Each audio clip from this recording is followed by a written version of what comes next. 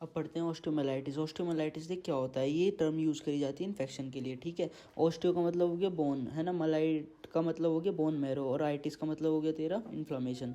तो inflammation of bone या फिर बोन मैरो को हम ऑस्टियोमाइलाइटिस बोलते हैं, ठीक है। ऑस्टियोमाइलाइटिस में देख कॉम्प्लिकेशन क्या, मतलब ऑस्टियोमाइलाइटिस होता क्या है, या तो तेरा सिस्टमिक इन्फेक्शन हो जाए उसकी वजह से ऑस्टियोमाइलाइटिस हो सकता है, या तेरा primary solitary focus of infection हो उसकी वजह से फ्रीक्वेंटली मैनिफेस्ट होता है ऑस्टियोमाइलाइटिस, ठीक है। क्या जो याद रखना है, primary solitary focus of infection osteomyelitis कर देता है। ईटियोलॉजी देखते हैं कि ये कैसे क्या सीन है इसका। तो मोस्ट कॉमन इसको मतलब कौन करवाता है, माइकोबैक्टीरिया फिर पायरोजेनिक बैक्टीरिया करवाते हैं, जो कि मोस्ट कॉमनली इसके वो रहते हैं डिजीज कॉजिंग, ठीक है। साथ साथ में फंगाई बैक्टीरिया वायरस और पायरोजेनिक और माइकोबैक्टीरिया तो थे, फंगाई बैक्टीरिया वायरस भी करा देते हैं तुम्हारा ऑस्टियोमाइलाइटिस, ठीक है। अब पढ़ते हैं सबसे पहली बात पायोजेनिक ऑस्टियोमाइलाइटिस। तो जो पायोजेनिक ऑस्टियोमाइलाइटिस होता है फीवर कॉसिंग वाला तेरा बोन या बोन मैरो का इन्फ्लामेशन जो कि एक इन्फेक्शन है, वो कौन करवाता है, तो वो ज़्यादातर बैक्टीरिया करवाता है एज़ कम्पेयर टू फंगाई। तो पायरोजेनिक जो है तेरा बैक्टीरिया कराएगा मोर एज़ कम्पेयर टू फंगाई, ठीक है। पैथोजेनिस पे देखते हैं। अभी जो ऑर्गेनिज्म है ये बोन तक पहुंचेगा कैसे, या तो डायरेक्टली इम्प्लांट हो जाए, ठीक है, या तेरा हिमेटोजेनस स्प्रेड मतलब ब्लड के थ्रू चला जाए, या एक्सटेंशन फ्रॉम द कॉन्टिजीनियस साइड मतलब जो तेरा खराब साइट है वहाँ से तेरा एक्सटेंड हो गया कहीं और चला जाए, एक्सटेंस हो गया, ठीक है। ठीक है, अब देखते हैं जो सबसे बेसिक है हिमेटोजेनस स्प्रेड। इसमें क्या होता है, जो तेरा वो रहती है ना, जो बोन को हमारी ब्लड वेसल सप्लाई देती हैं, तो उनमें इन्फेक्शन हो जाए तो वो फैला देगा तेरा बैक्टीरियमिया अलग अलग जगह पे, ठीक है। तो सबसे पहली बात देखते हैं, तो haematogenous pyogenic osteomyelitis occurs in long bones. Long bones किसकी, इन्फेंट्स की और तेरा यंग चिल्ड्रन की। इन्फेंट्स की कोई एज नहीं दे रखी, यंग चिल्ड्रन कितना 5 से 15 साल का, ठीक है। अब आते हैं दूसरे हिमेटोजेनस स्प्रेड के दूसरे सीन पे। तो इनिशिएटिंग बैक्टीरिया में stem from seeming trivial injury to mucosa, मतलब जहाँ पे वोंड है वहाँ से तेरा म्यूकोजा में चले जाता है, ठीक है। कब कब जा सकता है, डेफिकेशन हगते हुए, ठीक है। और कब जा सकता, जब हम कोई हार्ड फूड को चबा रहे हो जब जा सकता है तेरे बोन में, ठीक है। और माइनर इन्फेक्शन ऑफ स्किन से भी जा सकता है तेरे उसमें म्यूकोजा में, ठीक है। म्यूकोजा में भेजना है हमें बैक्टीरियमिया को, ठीक है। चल अब एडल्ट्स में आते हैं। In adults occur as the complication of, adult में मान लो ओपन फ्रैक्चर है तो उससे बैक्टीरिया मतलब उससे हिमेटोजेनस स्प्रेड हो सकता है, या सर्जिकल प्रोसेस हो उससे हो सकता है, या diabetic infection of the foot उससे भी हो सकता है। तो क्या क्या पड़ा एडल्ट्स में, open fracture, surgical process, diabetic foot मतलब diabetic infection of the foot, ठीक है। ठीक है, अब इसमें जो ऑर्गेनिज्म इन्वॉल्व होते हैं वो कौन कौन से होते हैं, स्टेफाइलोकोकस स्टेफ ओरियस, ठीक है। क्या स्टेफ ओरियस, 80 से 90% जो केस रहते हैं तेरे किसके, हिमेटोजेनस पायरोजेनिक ऑस्टियोमाइलाइटिस के, वो स्टेफ ओरियस की वजह से होते हैं। साथ साथ में और कौन कौन से हो सकते हैं, ई कोलाई, क्लेब्सिला, हीमोफ्लुएंजा, इन्फ्लुएंजा, है ना, सूडोमोनास और सैल्मोना इन्फेक्शन, ठीक है। तो E coli, Klebsiella, H influenzae, Pseudomonas और तेरे सैल्मोनेला इन्फेक्शन, ये सब तेरा ऑर्गेनिज्म होते हैं जो कि किस में इन्वॉल्व रहते हैं, पायरोजेनिक मतलब हिमेटोजेनस पायरोजेनिक ऑस्टियोमाइलाइटिस में, ठीक है। अब देख जो इन्फेक्शन होता है तेरे बोन में होता है वो तो सबको पता है। अब न्यूनेट में किस तरह से होता है, चिल्ड्रन में किस तरह से होता है, और एडल्ट में किस तरह से होता है। तो सबसे पहली बात बोन की देखते हैं। तो बोन में क्या होता है, influenced by osseous vascular circulation that varies with the age, ठीक है। तो कहने का मतलब है तेरे बोन की जो वेस्कुलर सर्कुलेशन है वो अलग अलग एजेस के साथ वेरीज करती हैं, जैसे कि न्यूनेट में, चिल्ड्रन में और एडल्ट में। न्यूनेट में क्या होता है, जो मेटाफेजियल वेसल्स रहते हैं वो penetrate the growth plate resulting in frequent infection of the metaphysis epiphysis. तो देख कहने का मतलब क्या है, न्यूनेट में और चिल्ड्रन में दोनों में ही मेटाफाइजियल वाला ये इन्फेक्शन हो जाएगा। पर जो तेरा एडल्ट होता है उसमें मेटाफाइजिस और एपिफाइसिस जुड़ जाती हैं, तो उसमें एपिफाइसिस में भी तेरा ये वाला वो हो जाएगा, मतलब हिमेटोजेनस पायरोजेनिक ऑस्टियोमाइलाइटिस हो जाएगा, ठीक है। न्यूनेट का देखते हैं। तो the metaphyseal vessels penetrate the growth plate.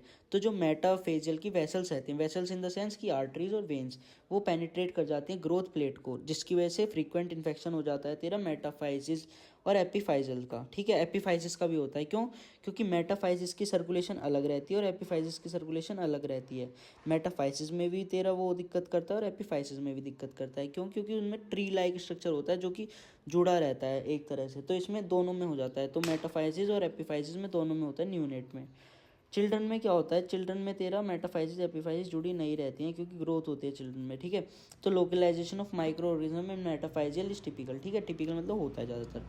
अब एडल्ट में क्या होता है, एडल्ट में after the growth plate closure, growth plate का क्लोजर हो जाता है, द मेटाफाइजियल वेसल्स वेसल जो रहती हैं वो तेरे रीयूनाइट हो जाती हैं एपिफाइजियल काउंटर प्लेट से, ठीक, काउंटर पार्ट से, जिसकी वजह से वो रूट दे देती हैं बैक्टीरिया को कि वो एपिफाइसिस और सब कॉन्ड्रल रीजन्स में भी जा सके ये फैलाने के लिए। पायरोजेनिक ऑस्टियोमाइलाइटिस कौन सा वाला? हेमेटोजेनिस वाला, ठीक है।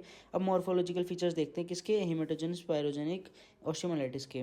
तो ग्रोथ में देखते हैं सबसे पहली बात क्या होता है। तो डिपेंड करता है ड्यूरेशन में कि कितने टाइम से तुम्हें ऑस्टियोमाइलाइटिस है। अब वो एक्यूट भी हो सकता है, सब एक्यूट भी हो सकता है और क्रॉनिक भी हो सकता है, ठीक है। पैथोलॉजिक चेंजेस क्या आते हैं किसी भी स्टेज में ऑस्टियोमाइलाइटिस के? तो सुप्यूरेशन होता है, इस्चेमिक होता है, नेक्रोसिस होता है, फिर हीलिंग बाय फिब्रोसिस होता है और बोन रिपेयर होता है। तो देख, सुप्यूरेशन क्या होता है कि मतलब पस बनने लग जाता है, ठीक है। जब पस बनने लग जाता है तो जो बोन का वो पार्ट होता है इस्चेमिक हो जाता है, ठीक है। और नेक्रोसिस, इस्चेमिक मतलब ऑक्सीजन की, ठीक है, ऑक्सीजन की कमी तो हो जाती है। अब जब ऑक्सीजन की कमी हो जाती है तो तुम्हारा नेक्रोसिस हो जाता है, ठीक है। अब जो नेक्रोसिस वाला बोन होती है ना, वो उसके रिपेयर करने के लिए हीलिंग होती है, तो हीलिंग बाय फिब्रोसिस होती है, ठीक है। तो फिर बाद में बोन रिपेयर हो जाते हैं। तो ऑस्टियोमाइलाइटिस के पैथोलॉजिक चेंजेस होते हैं किसी भी स्टेज में, क्या? पस फॉर्मेशन, इस्चेमिक, फिर नेक्रोसिस, फिर तेरा हीलिंग बाय फिब्रोसिस और तेरा बोन रिपेयर, ठीक है। तो हम असली पैथोजेनिक मतलब पैथोजेनिक सीक्वेंस पढ़ते हैं इसका, किसका? हीमेटोजेनिस पायरोजेनिक ऑस्टियोमाइलाइटिस का, ठीक है। तो वो 8 सीक्वेंस होता है। तो देख, मैंने बताया सबसे पहले पस फॉर्मेशन होता है, तो क्या लिखा है? इन्फेक्शन बिगिंस एट, तो जो मैरो कैविटी है ना उसके मेटाफाइजियल एंड पे इन्फेक्शन शुरू हो जाएगा, ठीक है। वहाँ पे पस इकट्ठा हो जाएगा, ठीक है। अब मैं इसे माइक्रोस्कोप में देखूंगा तो वहाँ पे क्या दिखेगा मेरे को? कंजेशन दिखेगा, ठीक है, इडीमा दिखेगा और एग्जीक्यूट ऑफ द न्यूट्रोफिल्स दिखेंगे, ठीक है। ये बात हो गई। अब मैरो कैविटी पे इकट्ठा हुआ है तो वहाँ पे टेंशन भी होगा, क्यों? क्योंकि पस जमा हो रखा है वहाँ पे, ठीक है। जिसकी वजह से क्या होगा? Result in spread of infection, जिसकी वजह से इन्फेक्शन फैल जाएगा पूरा तेरा मैरो कैविटी के अंदर, ठीक है। तो अगर मैरो कैविटी के अंदर आ गया उसके बाद क्या होता है? जो उसको मैरो कैविटी को कवर करती है वो एंडोस्टियम होती है, तो एंडोस्टियम में चला जाएगा, ठीक है। एंडोस्टियम में जाने के बाद क्या आएगा? एंडोस्टियम में जाने के बाद तेरी कॉम्पैक्ट बोन आ जाएगी।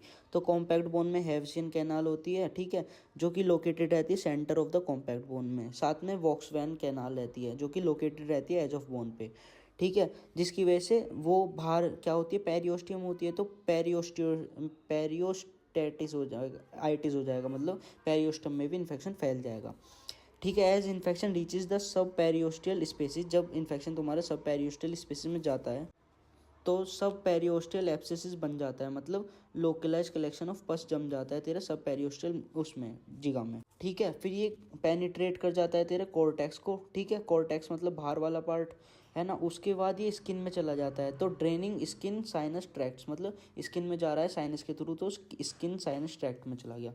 तो कहने का सीन क्या था? पहले तो अंदर हुआ मैरो कैविटी में, ठीक है, पस का कलेक्शन हुआ।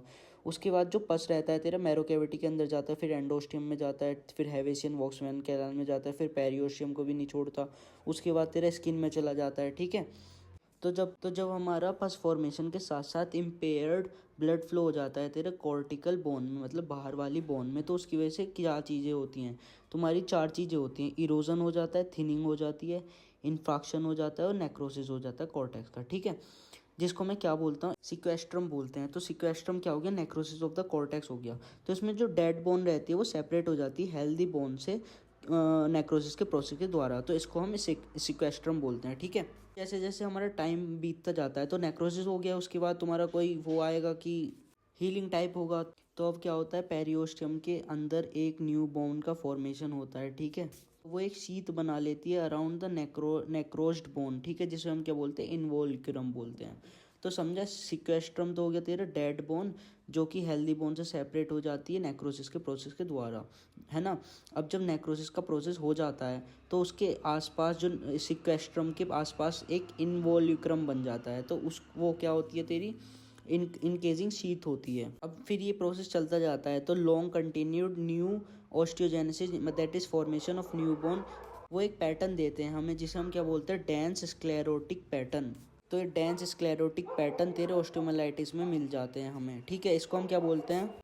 तो इसको हम बोलते हैं chronic sclerosing non suppurative osteomyelitis of Garre. Non suppurative का मतलब नॉन पस फॉर्मिंग, और स्क्लेरोसिंग का मतलब कि हार्डनिंग हो जाती है उस टिश्यू की, क्यों? क्योंकि एबनॉर्मल इंक्रीज हो जाता है फाइब्रस टिश्यू का, ठीक है। तो यहाँ पे यही तो हो रहा है, फाइब्रस टिश्यू आ रहे हैं, नॉन सुपिटेटिव हो रही है, तो chronic sclerosing non suppurative osteomyelitis of Garre हो गया।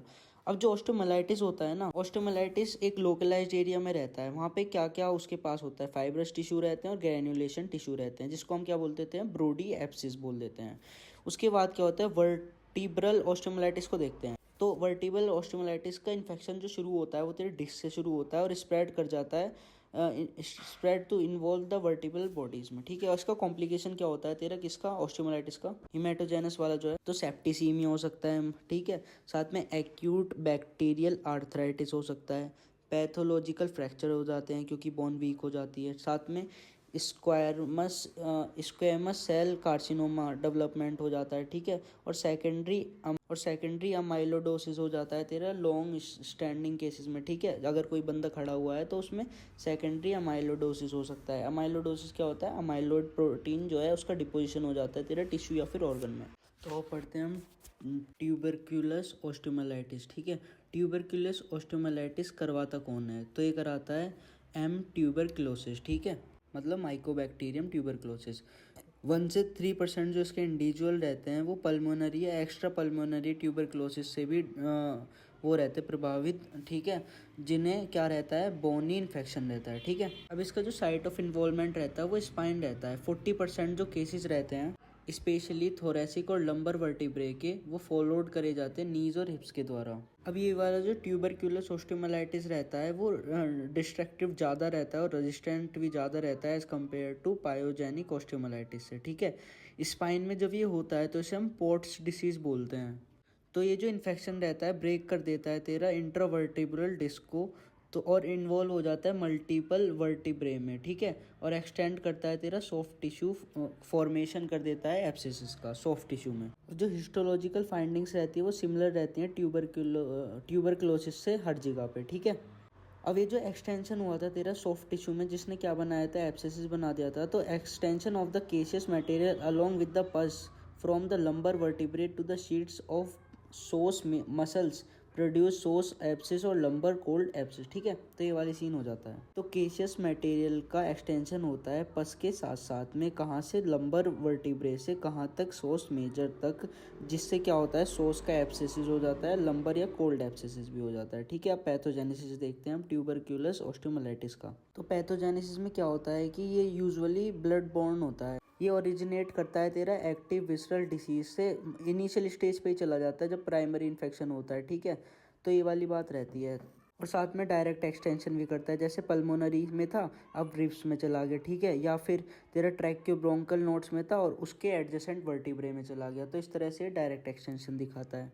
और साथ साथ में स्प्रेड करा जाता है ड्रेनिंग लिम्फेटिक्स से भी, ठीक है। लिम्फ वाली जो वेसल्स रहते हैं उनसे भी ये स्प्रेड हो सकता है तेरा क्या, ट्यूबरक्यूलस ऑस्टियोमाइलाइटिस, ठीक है।